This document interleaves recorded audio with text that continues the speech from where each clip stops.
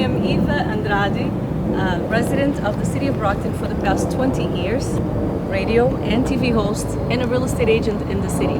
This beautiful city full of history and culture is ready for a new mayor. Today, as election day approaches on November 4th, we're going to be taking a walk through the city and talking with one of the leaders that is going to probably be our next mayor in the city of Brockton, Councilor Moises Rodrigues. We'll talk about issues that matter to you and get to know the person behind the campaign. Let's take a walk.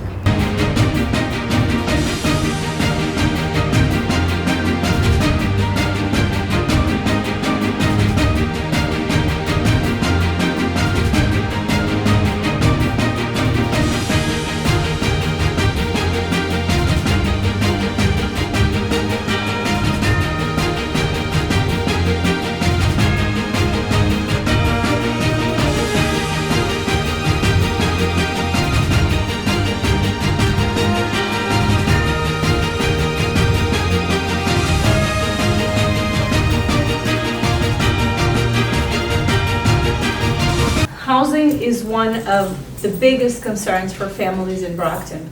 Many families here worry about rent and property taxes. So what is your plan to make Brockton more affordable and help residents stay in Brockton? Well, you hit it right on the nail there, because our taxes in the community is disproportionate to a point where, when you look at residential taxes versus commercial taxes, the residents are responsible for about 73%, 74% of the funding that comes from taxation, which means that the commercial taxes are only paying 23, 24%. So that's why we are going to, it's actually interesting when you look at all the thoughts and ideas that we have to put forward to better the city. We've reduced it to two, meaning we're going to look into quality of life for people, public safety, some of those other things. And the other one is to grow our commercial tax base. Because the only way we can make this thing affordable for people is to bring more commercial commercial buildings, commercial organizations, commercial paying taxes, to make sure that we bring that number up a little bit, 30%, 40%, 50%. Imagine if it was 50% residential, 50% commercial, we would be sitting pretty in a sense, because then the pressure or the burden is not just on the residential folks that we have in this community. And when you make it as such that the taxation isn't that high, then the property values will be more reasonable. People will be more in tune to buying a piece of property that might be a little more expensive, because they can say my property tax isn't that high, so I can afford to buy a building that's a little more expensive. But the way it is right now, and just to give you a clear example, when I first bought my house, and this wasn't that long ago, and I don't live in a palace. I bought the house and my taxes was $3,000 per year. It's now almost $9,000. And this was about 15 years ago. It's not that long ago. So if it's a burden for me, that it has more than tripled, it's a burden for everybody else. And that's what we need to do, is to basically grow our commercial tax bases. I also want to be clear, we're not proposing to increase commercial taxes. That's not what we're saying. We're saying we want to increase the number of commercial spaces that we have in the community. If we have 100, we want to make it 200. If we have 300, we want to make it 600. So that the ones that currently exist are not paying any more, but that there's more people paying more taxes into it.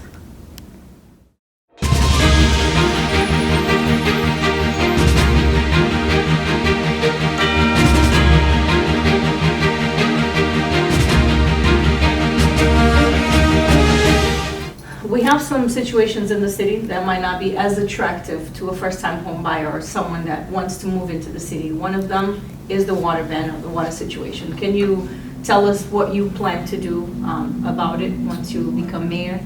Well, unfortunately, Brockton now has joined the other 160 communities to have a water ban, which means that you're not allowed to water your plants, you're not allowed to wash your cars outside, you're not allowed to fill your swimming pools, the little pools that you have for your kids, because we have had a major drought in our community, to a point where the water resource that we have in the city is 50% below what it should be, the lake that we take our water from. But we have another water solution in the community that we haven't tapped, which would actually grow our resource base in the sense because we have a desal plant that we have the opportunity to either purchase or negotiate a better deal or come up with a solution to deal with that issue where it would allow us to produce more water and thus alleviate some of these concerns that we have. And I've talked to at length about this. In the city, we have paid the owners of that water plant since its inception back in 2008 to today, 2025, about 107 or 108 million dollars for just the right to have water. Wow. Not water, the right to have water, which I refer to as the membership fee. So, and we have another 3 years left in this 20-year contract, which expires in 2028. Once that contract expires, we would have paid $137 million to this company with zero to show for it.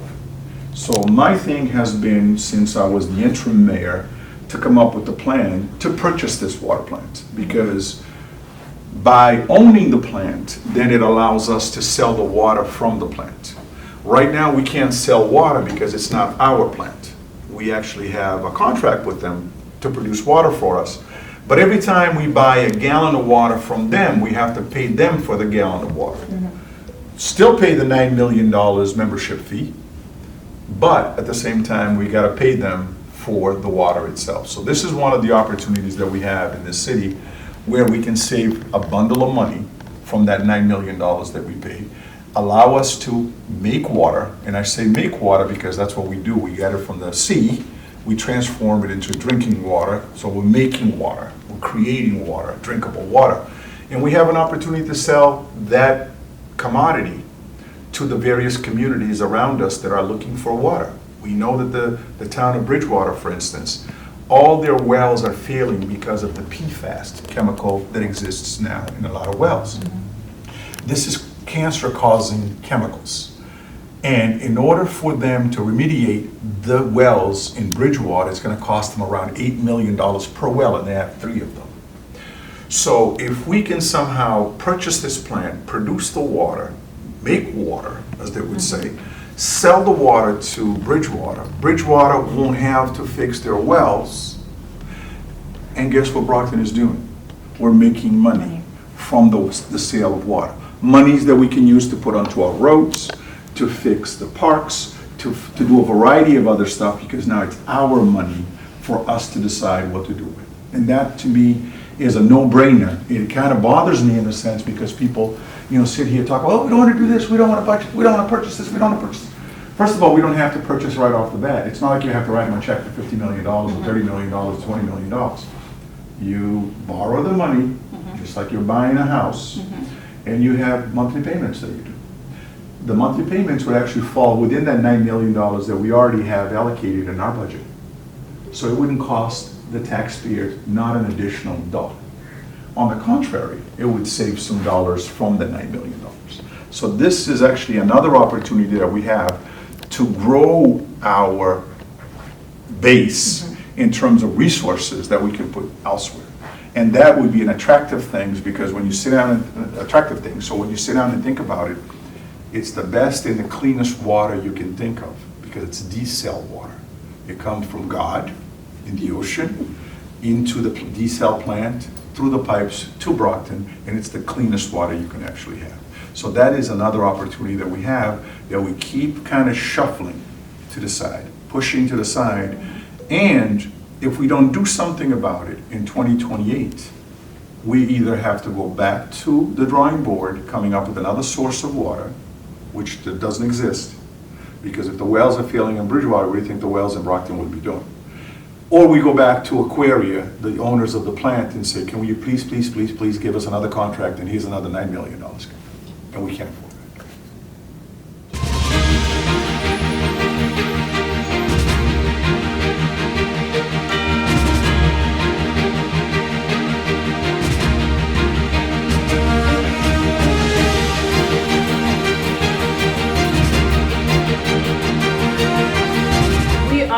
provide Center Street Station, one of the newest developments for housing in the city of Brockton. So we see a lot of these and we love it. But what can we do about the abandoned, poorly maintained properties in the city? Well, one of the things that we need to do, we need to bring back our code enforcement abilities, because we don't know how many abandoned buildings we have. We don't do a good job in terms of enforcing some of the laws that we already have in the books. We can't keep track of all these owners, where they live, where they don't live, who's paying this, who's not paying that. So I think one of the first things that we're going to do is increase the number of code enforcement individuals that we have in this community to stay on top of that. Because if we have code enforcement, then they'll be able to reach to these owners and say, clean up your properties. What are you going to do with your abandoned building? Are we going to take over it? Because we can. Because if you're abandoning it, we can take over it. So that's one way to handle that. And I think that's one of the first things we're going to do on day one is increase the number of code enforcement individuals that we have in this community.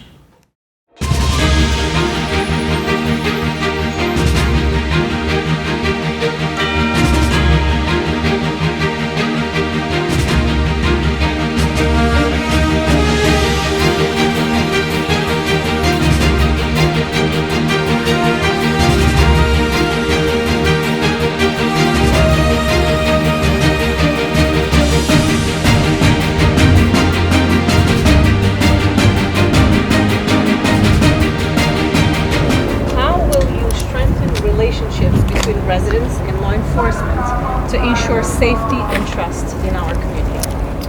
Well, Eva, in my opinion, crime is multifaceted. When you look at it, the police can't do it alone, and the community can't do it alone.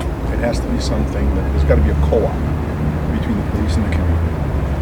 But a lot of times what happens, especially with youth crime, is our kids will get involved in criminal activities because they don't have a lot to do.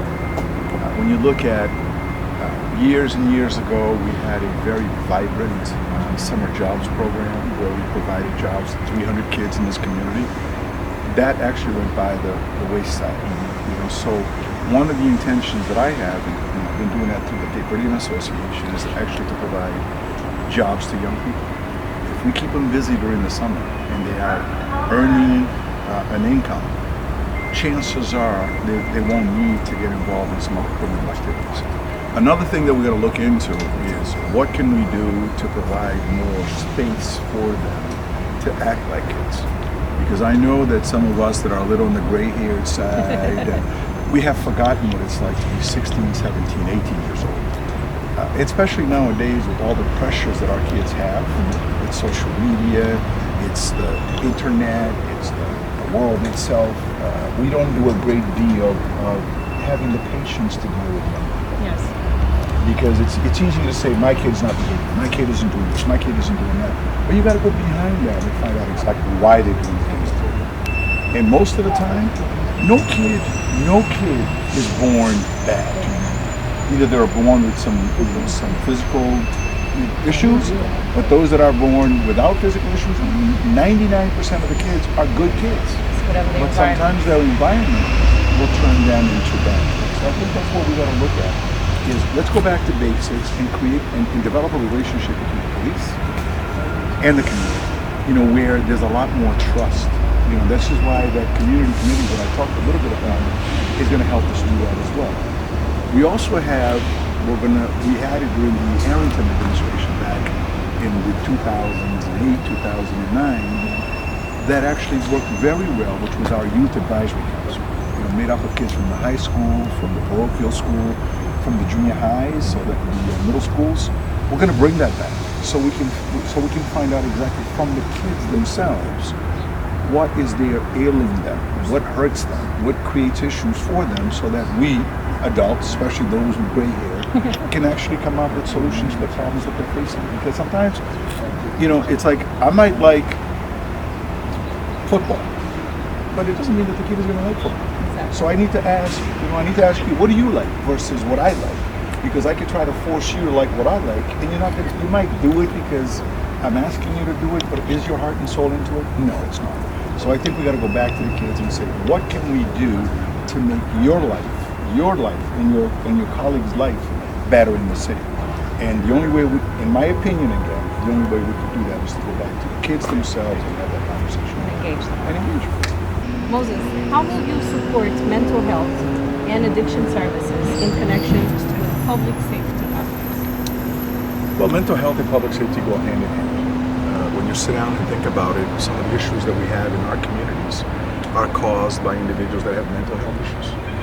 But we also have to be frank and have frank conversations about mental health, especially within the ethnic communities, because it's a little on the tabooish side to talk about mental health in the ethnic communities, especially within the Cape Verdean community that I know pretty well. We all hear the stories of my son died of a heart attack, but we know for a fact that he died by an overdose. Or somebody committed suicide, but we don't know what happened. Well, you knew that he was mentally ill for quite some time, and that's what ended up happening. But at the same time, we need to put resources behind mental health. We need to put resources behind the addiction programs that we have. The city was fortunate enough a couple of years ago to receive a large settlement from the opioid lawsuit that was filed by the state against these opioid companies, pharmaceutical companies. But those resources have been sitting idle in a sense. We haven't put them to work. And I think we have to take them out and not waste it in a way, because there's a tendency in this city of throwing money at problems and not really studying before we do that. So I think we have to look at it again. This is what a lot of those community input will come into play to help us figure out exactly who, where, and how we can put those resources behind. Do we need to put some of those resources behind some to help some of these individuals get motivated to work in the communities that they serve? We also know that the vast majority of the homeless that we have in this community are people that come from outside of Brockton. And we have some agencies in the city that have not done a very good job of helping us out as well. They'll go out and open their programs up to people from Boston, Worcester, North Shore, some of these other communities. These individuals will come into our community for a 30-day program. But after 30 days, they open the doors and let them out. Now, you have no relationships in the city or in this community. Where are you going to go?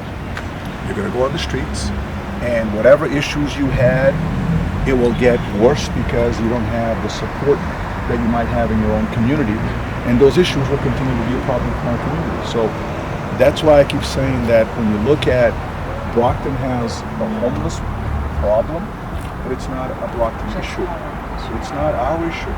We have our own issues with our own homeless, but it becomes our problem because when everybody else dumps their problems onto the city of Brockton, and we're not holding these agencies accountable. I mean, I worked at a Brockton hospital for a long time, and I know for a fact that before a patient's discharge, there was a discharge plan in place. Here's your follow-up, where you're going to go live, who's there to support you, who's going to bring you to your appointment. How come that is not required of some of these agencies as well? And that's one of the conversations that we're going to have with these agencies to basically say, we don't have a problem with you coming in and asking these folks to come in from these other communities, but before you let them out, you gotta get a plan. You gotta put a plan together. You're gonna have an exit plan so that we know for a fact that John from Boston is going back to Boston. Peter from Worcester is going to go back to Worcester, not to Main Street Park. That's what we have.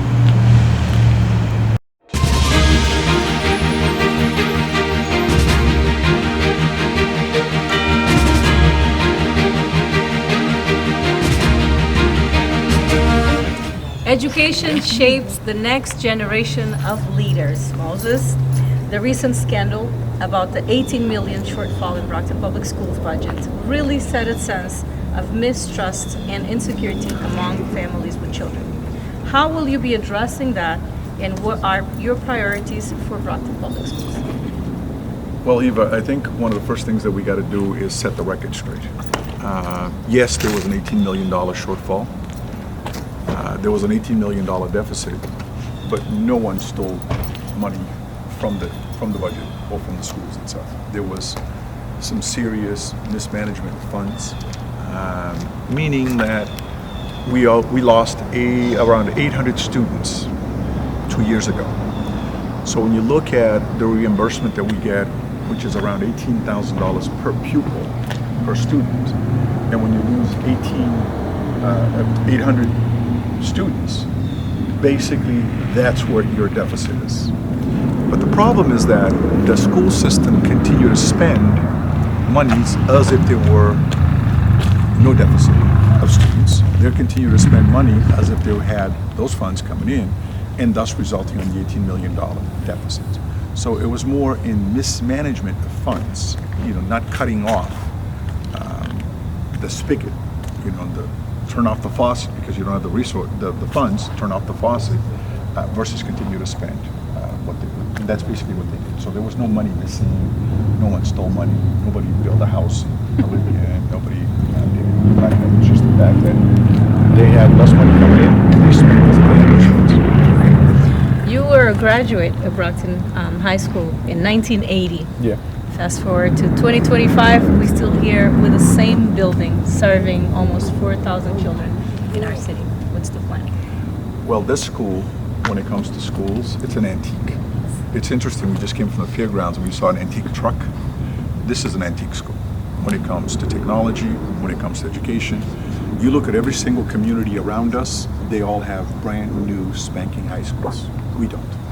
So a major priority of ours now is to build either a brand new high school or redo this one so that it becomes a brand new high school. We were fortunate enough, after trying for 15 years, that the state building authority actually agreed to help the city of Brockton build or refurbish this high school.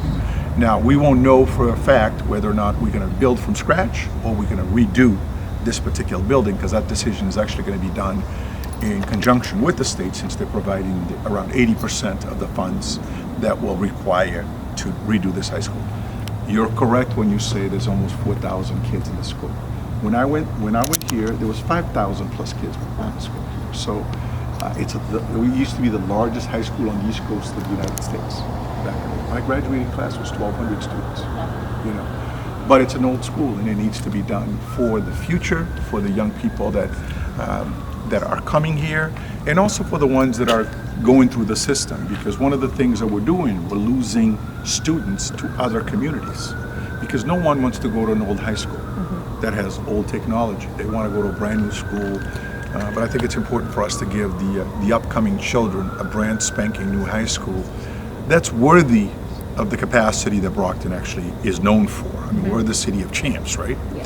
So I think it's important for us to have a champion high school as well. And that's what we're going to work and strive for. So hopefully we'll be able to get that. The process is kind of further down the road. Yes. I know some people don't even know that, but we have began the feasibility study. We put in $2 million towards that a couple years ago, actually about a year and a half ago. And we're in the pretty much in the process of, we've picked the people that are going to be designing the project. We've picked the people that are going to be managing the project. So we are way ahead of schedule in terms of getting this done. So hopefully within a year or so, people would start seeing some real movement to get this school. We usually don't ask our kids what they want. We usually just come up with the ideas, create programs, try to get them engaged. In this case here, what programs will you create to expand and keep our youth engaged and away from the streets? Well, I'm going to ask the kids, because exactly what you said, we don't ask them. I'm going to ask them through our Youth Advisory Council, through the student organization in the school, through the various programs that exist in the city for children. We're going to ask them, what do we need to do? Versus, because I might like Funana, somebody might like Coladera, somebody might like Marna, but it's not up to me to decide. So my job as mayor is to ask the community, what is it that we need to do to improve your life? That's what we did back in the days when I worked with Harrington. We had the Mayor's Youth Advisory Council, and that council was phenomenal in coming together with thoughts and ideas. We put together a forum of organizations that deal with children, with youth. We call it the stakeholders of youth services. From that group came this Mayor Summer Jobs Program, because most of the kids, sometimes we think that kids want to play basketball, they want to play soccer, they want to do this, they want to do that. But those kids were saying, we need a summer job. Yeah.